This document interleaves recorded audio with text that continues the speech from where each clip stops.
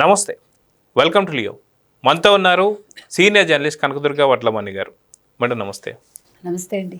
నిన్నటి వైసీపీ ఆవిర్భావ దినోత్సవం రోజున సకల శాఖ మంత్రి అయినటువంటి ఒక సజ్జల రామకృష్ణారెడ్డి గారు కనిపించలేదు. అయితే దీని మీద చాలా రకాల విమర్శలు అయితే వస్తున్నాయి. ఎందుకని సకల శాఖ మంత్రి కనిపించలేదు సజ్జల గారు అని చెప్పేసి అంటే ఏం చెప్తారు? చెవిరెడ్డి గారు కూడా కనిపించలేదు. అంటే కోటరీలో ఉండాల్సిన ప్రధాన వ్యక్తులు కనిపించాల. దీనికి మనం రెండు రకాలుగా ఆలోచించవచ్చు. ఒకటి, విజయసాయిరెడ్డి చెప్పిన మాటలు ఏమైనా ఫలిస్తున్నాయా, అంటే జగన్మోహన్ రెడ్డి ఏమైనా ఆలోచిస్తున్నారా? ఎందుకంటే నిన్న మీరు గమనిస్తే కనుక అయితే ఆవిర్భావ దినోత్సవం రోజు ఆయన పేపర్ లేకుండా మాట్లాడారు. గత 7 ఏళ్లలో మనం ఎప్పుడు చూడలా. అంటే నాకు కూడా గుర్తులేదు, మరి పొరపాటున ఎప్పుడైనా మాట్లాడితే నాకు తెలియదు. ఆ తర్వాత ఆయన సొంత నిర్ణయాలు తీసుకోవటానికి సుముఖత చూపిస్తున్నారా? అదేంటి, నిర్ణయం నాది, డేటా మీది అని చెప్పాడు ఆయన కార్యకర్తలకి. అంటే వ్యూహం నాది, డేటా మీది అని నిన్న ఫస్ట్ టైం చెప్పాడు జగన్మోహన్ రెడ్డి. ఇవన్నీ కూడా ఆలోచించాల్సిన అంశాలు. ఏంటి ఆలోచిస్తున్నాడు జగన్మోహన్ రెడ్డి అంటే, మొత్తం కోటరీని పక్కన పెడతారా? ఇప్పుడు ఎలాగా వీళ్ళందరూ జైలుకి వెళ్ళిపోతారు, అంతిమ లబ్ధిదారుడుగా నా పేరు చెప్పనంతసేపు నేను సేఫ్లో ఉంటాను కాబట్టి కొత్త వాళ్ళని తెచ్చుకుందాం అనుకుంటున్నారా? అందులో భాగంగానే నిన్న సజ్జలకి ఆహ్వానం వెళ్ళలేదా? చెవిరెడ్డి కూడా వెళ్ళలేదా? ఎందుకంటే చెవిరెడ్డి ఇంకొక సలహా ఇచ్చాడు కదా ఆ మధ్యన, అన్నా నేను సర్వే చేయించాను, జైలుకి వెళ్ళి రావడం మంచిదేను, మరొక మంచిదిలాగా మీరు కూడా జైలుకి వెళ్తే బాగుంటుంది అన్నట్టుగా చెప్పాడు. అంటే మీరు కూడా జైలుకి వెళ్ళండి, మళ్ళీ ముఖ్యమంత్రి అవుతారు అన్నట్టుగా. కానీ చెవిరెడ్డికి అర్థం కాని విషయం ఏమిటంటే, మనం ఎన్నిసార్లు చెప్పినా గతంలో ఆయన జైలుకి వెళ్ళినందుకు ముఖ్యమంత్రి కాలేదు 16 నెలలు. అలా జైలుకి వెళ్ళొచ్చినందుకు ముఖ్యమంత్రి అయింది ఓన్లీ మన చంద్రబాబు నాయుడు గారు అండ్ రేవంత్ రెడ్డి గారే, ఇంకెవరూ కాదు. ఎందుకంటే ఆయన 16 నెలలు జైల్లో ఉన్నా ఆయన ముఖ్యమంత్రి కాలేదు. ఒక తల్లి, ఒక చెల్లి, ఎన్నిసార్లు చెప్పినా, ఒక నారాసుర రక్త చరిత్ర, ఒక బాబాయ్ హత్య, ఓ కోడికత్తి శ్రీను, ఇలా చాలా అంశాలు పనిచేస్తాయి ఆయనకి. కానీ ఇక్కడ నిన్న జగన్మోహన్ రెడ్డి మరి ఏం ఆలోచిస్తున్నారు, ఆయన మనసులో ఏముంది అంటే, విజయసాయిరెడ్డి మాటలు ఏమైనా పని చేస్తున్నాయా? అంటే ఈ కోటరీ వల్ల నేను నష్టపోయాను అంటే. ఇంకొకటి మనం విన్నది ఏంటంటే, ఆయన దగ్గరికి వెళ్ళిన వార్తలన్నీ కూడా ఫిల్టర్ అయ్యాక వెళ్ళాయి, అసలు నిజాలు ఆయన దగ్గరికి వెళ్ళలేదు అంటున్నారు. అయితే గతంలో మీరు అన్నట్టుగా విజయసాయిరెడ్డి గారు కోటరీ ఉంది, ఆ కోటరీ వల్లే జగన్మోహన్ రెడ్డికి ఒక చెడ్డ పేరు వస్తుందని చెప్పి విజయసాయిరెడ్డి గారు చెప్పడం. గతంలో కూడా మనం చూసుకుంటే నిజంగా జగన్ జైలుకి వెళ్తే ఏంటి పరిస్థితి అంటే, సజ్జల రామకృష్ణారెడ్డి గారు ఉండి గతంలో జగన్మోహన్ రెడ్డి జైలుకి వెళ్ళినప్పుడే పార్టీ బలోపేతమైంది, ఈసారి మేము లేమో చూసుకోవడానికి, ఈసారి ఇంకా బలోపేతం అవుతుంది అనేసి అన్నారు. అదేవిధంగా ఉండవల్లి అరుణ్ కుమార్ గారు వచ్చేసి ఈసారి జగన్మోహన్ రెడ్డి అరెస్ట్ అయితే 25 ఏళ్ళు తప్ప ఇంకా అంతకన్నా తక్కువగా అయితే జైల్లో ఉండడని చెప్పేసి అంటున్నారు. అంటే అందరు కలిసి జైల్లోకి పంపిద్దాం అనుకుంటున్నారా?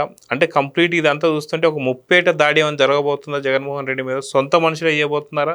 వెన్నుపోటు పొడవబోతున్నారా? అంటే అది కరెక్ట్ అండి. చంద్రబాబు నాయుడు వెన్నుపోటు పొడిచారంటారు, కానీ అసలు ఆయనకు సంబంధం లేదు అందులో. లక్ష్మీపార్వతి వెన్నుపోటు పొడిచారు.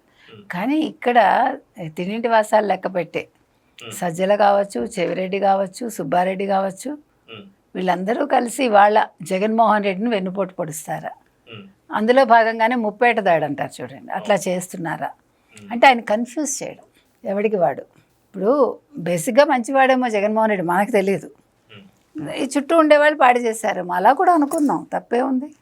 ఇప్పుడు మనిషికి బుర్ర పని చేయకుండా చేస్తే ఇంకా వాళ్ళు ఏం చెప్పినా వింటారు కదా, ట్యూన్ అయిపోతారు, మైండ్ వాళ్ళకి ట్యూన్ అయిపోతుంది. అట్లా ట్యూన్ చేశారా? ఇప్పుడు దాని నుంచి బయటపడాలనుకుంటున్నాడు ఆయన. ఇప్పుడు బయటపడితే ఇప్పుడు 2 అంశాలు జగన్మోహన్ రెడ్డి ఆలోచించాలి. ఒకటి, తను సమర్థంగా నిర్వహించగలడా? రెండోది, వీళ్ళని పక్కన పెడతారా, వీళ్ళని ఉంచుకుని తను ముందుకెళ్తారా, లేదా కొత్త వాళ్ళని తెచ్చుకుంటారా? చాలా అంశాలు ఉన్నాయి ఇక్కడ. ప్లస్ తను అంత ఫాస్ట్గా తన బుర్ర పనిచేస్తుందా? ఇప్పుడు షార్పెన్ చేసుకోవాలి కదా. ఇప్పుడు బండబారిపోయిన బుర్రని షార్పెన్ చేసుకోగలడా అతను? ఈ అంశాలన్నీ ఉన్నాయి. ఇప్పుడు మాట్లాడటం వేరు, మనం అన్నీ కూడా పట్టుకోవటం వేరు, మళ్ళీ దాన్ని ఇంప్లిమెంట్ చేయగలగడం వేరు. ప్లస్ కార్యకర్తల దగ్గరికి ఇంతవరకు వెళ్ళలేదు, అసెంబ్లీకే వెళ్ళలేదు. మరి ఏ రకంగా మీరు ప్రజల్లోకి వెళ్తారు, ఏమని చెప్తారు, కార్యకర్తలను ఎలా బుజ్జగిస్తారు, మరి వీటన్నింటికి మీ దగ్గర ఏం ప్రణాళికలు ఉన్నాయి అని జగన్మోహన్ రెడ్డిని అందరూ ప్రశ్నిస్తున్నారు. అంటే అదీగాక వైసీపీకి కావచ్చు, జగన్మోహన్ రెడ్డి కావచ్చు, పెద్ద దిక్కు కోల్పోయాడా అని చెప్పేసి ఇప్పుడు చాలామంది చర్చించుకుంటున్నారు. వాస్తవం చెప్పాలంటే తండ్రి ఉండేవాడు పెద్ద దిక్కుగా, అనుకోకుండా తిరుమల గురించి వ్యాఖ్యలు చేయడం, తర్వాత ఏం జరిగిందో అందరికీ తెలిసిందే. తర్వాత సొంత చిన్నాయన్ని నారాసుర రక్త చరిత్ర అన్నాడు, కానీ తర్వాత జరిగింది ఏందని అందరికీ తెలిసిందే. అలా చిన్నాయన కూడా పెద్ద దిక్కు లేరు. దాని తర్వాత విజయసాయిరెడ్డి గారు ఉన్నారు, విజయసాయిరెడ్డి గారు వదిలేశారు. తర్వాత బాలినేని శ్రీనివాస్ గారు వదిలేశారు. అదేవిధంగా చూస్తే ఇప్పుడు సజ్జల రామకృష్ణారెడ్డి కూడా పెద్ద కనిపించడం లేదంటే జగన్ పెద్ద దిక్కు కోల్పోయాడా అంటే ఏం చెప్తారు? ఆయనకి ఉండే సమస్య ఏంటంటేనండి, జగన్మోహన్ రెడ్డికి వినడు ఎవరి మాట. ఇప్పుడు తండ్రి మాట వినుంటే తండ్రి దూరం పెట్టి ఉండేవాళ్ళు కాదుగా, ఈయన తండ్రి శవాన్ని పెట్టుకుని బేరాలాడి ఉండేవాడు కాదుగా. నేను ముఖ్యమంత్రి అయ్యాను అని అనుకుంటున్నాడు. ఇప్పుడు ఆ భ్రమ నుంచి బయటపట్టాల సార్, అది నేను చెప్పేది. మీ గొప్పతనం సార్, మీరు మాట తప్పను మడమ తిప్పను అన్నారు, మీ అంతటా మీరు సింగిల్గా వచ్చారు, సింహం సింగిల్గా వస్తుంది అంటూ డైలాగ్స్ చెప్పారు కదా. ఇక్కడ నువ్వు సింగిల్గా రాలేదు మొర్రో అని చెప్తున్నాం మనం. నీ చెల్లి నీ కోసం పాదయాత్ర చేసింది, 3000 కిలోమీటర్లకి పైగా ఆవిడ తిరిగి మా అన్నని ముఖ్యమంత్రిని చేయమని అడిగింది. ఆవిడ చేసిన పెద్ద పొరపాటు. అక్కడ మీరు ముఖ్యమంత్రి అయ్యారు. రాజన్న బిడ్డ ఒక్క ఛాన్స్ అంది నీ తల్లి, రాజన్న బిడ్డగా ఆదరించమంది. నువ్వు కూడా ఒక్క ఛాన్స్ అని అడుక్కున్నావు. ఒక్క ఛాన్స్ అన్నావు కాబట్టి ప్రజలు కరెక్ట్గానే ఉన్నాయి. మాట తప్పంది ప్రజలండి, ఆంధ్రప్రదేశ్ ప్రజలు. నువ్వు ఒక ఛాన్స్ అడిగావు, ఇచ్చాము, నువ్వు నిలబెట్టుకోలేదు, ఏమో నీది బాగుంటే మేము ఆలోచించేవాళ్ళం అన్నారు వాళ్ళు. కాబట్టి ఇంకా నీకు ఆ అవకాశం కూడా లేదు, రెండో ఛాన్స్ అడిగే అవకాశం లేదు నీకు.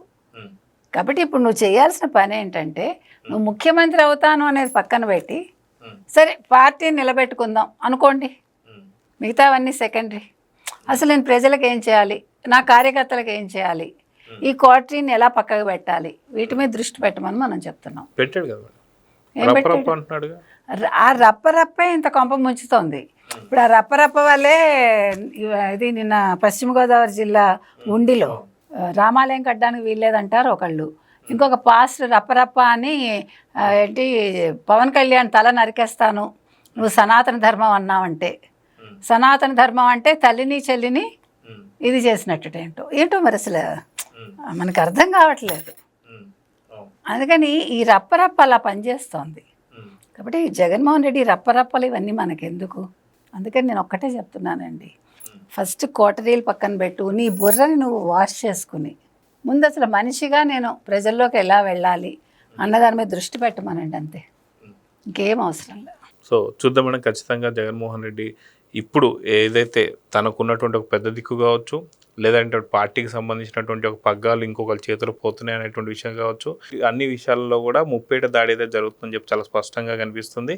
జగన్మోహన్ రెడ్డికి అతి త్వరలో వెన్నుపోటు పొడవబోతున్నారంటే అవుననే సమాధానం వస్తుంది. సో చూద్దాం ఏం జరగబోతుందో. నమస్తే. నమస్తే.